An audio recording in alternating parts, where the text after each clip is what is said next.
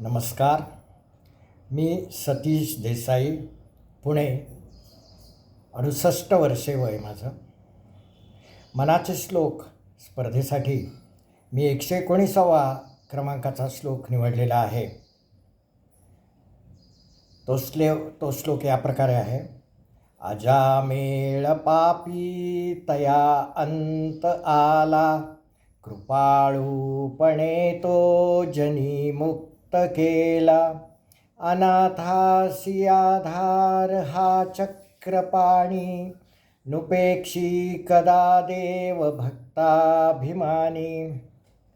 अजामेळाचा उल्लेख 95व्या श्लोकामध्ये सुद्धा आलेला आहे.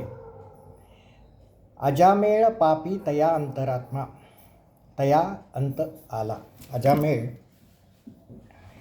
त्या अजामेळाची गोष्ट आपल्या सगळ्यांना माहीतच आहे.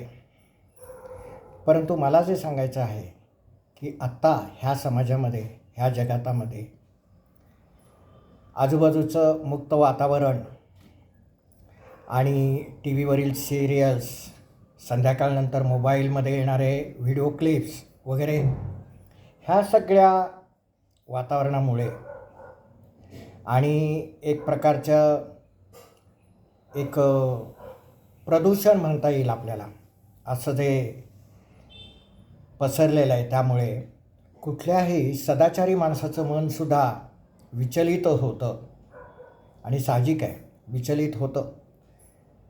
परंतु अजामेळाला किती पाप केल्यानंतरसुद्धा त्याला भगवंत दयावंत आहे आणि दयेने त्यांनी त्याला मुक्त केलं, त्याला पापातनं मुक्त केलं, उद्धार केला. असं जरी असलं तर याचा अर्थ असा नाही की आपण काही पापं किंवा दुष्कृत्य करावीत, देवाची क्षमा मागावी आणि त्यानंतर परत आपण त्यातनं मुक्त होऊ, असं नाही. तर त्यासाठी जसं आपण बोलतो त्याप्रमाणे वागलं पाहिजे, तरच देव आपल्याला त्यातनं मदत करू शकतो.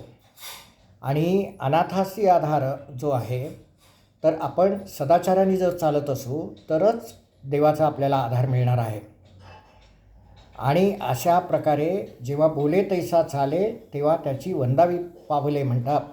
तर अशा प्रकारे आपण सदाचाराने वागलो तरच देव आपल्याला मदत करतो आणि ह्यातून आपण मुक्त होऊ शकतो. शेवटी नामस्मरण हे महत्त्वाचं आहे. नामाची कास धरली की देव लांब नाही किंवा मुक्तीचा मार्ग लांब नाही. अनुराधाताईंनी ह्या व्यासपीठाद्वारे आम्हाला आमचे विचार करण्याची, विचार मांडण्याची आम्हाला संधी दिली, त्याबद्दल आभारी आहे. जय जय रघुवीर समर्थ.